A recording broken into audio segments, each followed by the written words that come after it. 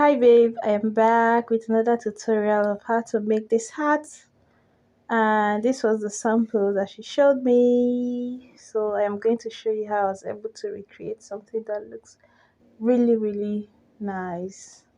So of course I started off with my capital uppercase letter T.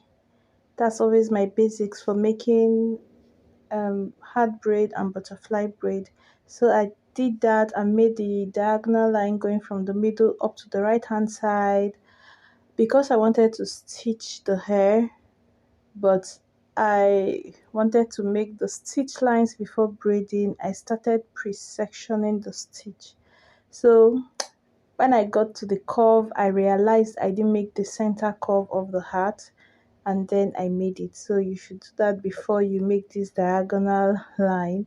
So just carve into the middle of the hat like this. After making your letter T, you carve into the hat on both sides downwards to form the shape of the hat, and then you complete the shape on the two sides.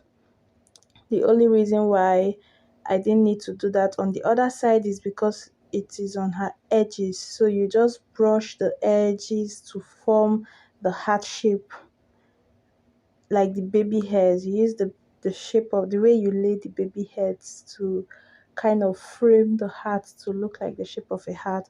But on the left hand side, you're supposed to, like, make the normal line for the heart. And then I continue making my pre-sections for my stitch braids.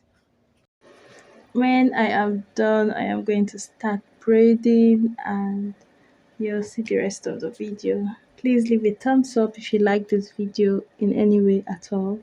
Thank you.